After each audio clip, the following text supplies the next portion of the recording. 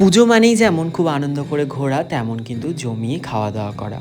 আর তার সঙ্গে অনিয়ম খাওয়া দাওয়া, অনিয়মের ঘুম। তেমনই একটা ভ্লগ আজকে তোমাদের সাথে শেয়ার করব। হ্যালো এভরিওয়ান, আমি মেকআপ আর্টিস্ট দিবাকর। আমার আরও একটি নতুন ভ্লগে তোমাদের সবাইকে ওয়েলকাম। দিনটা ছিল ষষ্ঠী। আমি এদিকে ঝটপট রেডি হয়ে গেছি, তারপরে কিন্তু বেরিয়ে পড়েছিলাম। আমি আর বান্ধবী চলে গেছিলাম পালপাড়া।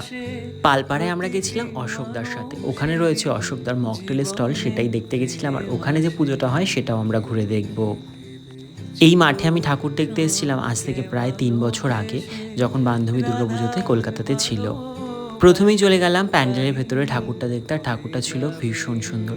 আমার এমন ঘুরে ঘুরে প্যান্ডেল হপিং করতে ভালো লাগে, কিন্তু গত ৪ বছর ধরে প্যান্ডেল হপিং না করে করে যেটা হয়েছে, এখন খুব একটা ভিড় ভালো লাগে না। তাই জন্যই ঘুরে ঘুরে আর ওই প্যান্ডেল হপিং করা হয় না। ওই দুই একটা যে ফাঁকা প্যান্ডেলগুলো থাকে সেগুলো একটু ঘুরে দেখি।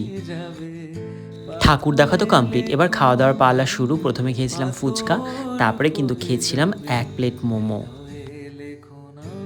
আমি তো এখানে বসে মোমোটা খাচ্ছিলাম মন দিয়ে, আর দেখতেই পাচ্ছি এদিকে দুজন কি নিয়ে একটা যেন গসিপ করছিল।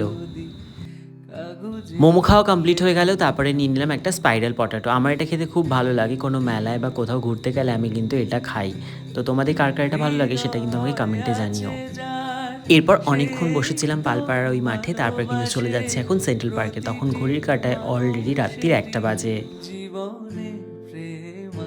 দুর্গাপুজো এবছর আমি খুব কমই ঘুরেছি, কিন্তু প্রত্যেক দিন আমি যেখানে গেছি সেটা হচ্ছে সেন্ট্রাল পার্কের মাঠে। এখানে আসতে আমার খুব ভালো লাগে, এখানে আড্ডা দিতে খুব ভালো লাগে। তো এখানেও রয়েছে কিন্তু অশোকদার একটা মকটেলের স্টল। সেন্ট্রাল পার্কের মাঠে যখন পৌঁছেছি তখন অলরেডি ১টা পার হয়ে গেছে, আর তখন চলছিল কিন্তু প্রোগ্রাম।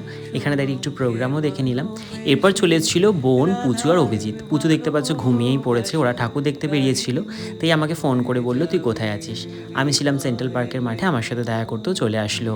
এরপর আমাদেরকে অশোকদা বানিয়ে দিয়েছিল একটা স্পেশাল লস্যি, যেটা অশোকদারই স্টল থেকে দিয়েছিল। লস্যিটা কিন্তু খেতে বেশ ভালোই ছিল। লস্যি খাওয়া তো কমপ্লিট, তখন অলরেডি একটুখানি গলা ব্যথা করছিল, তাই আমি আর বান্ধবী ভাবলাম চলো একটু চা খাওয়া যাক। চা খেলে যদি গলাটা একটু রিলিফ পাওয়া যায়।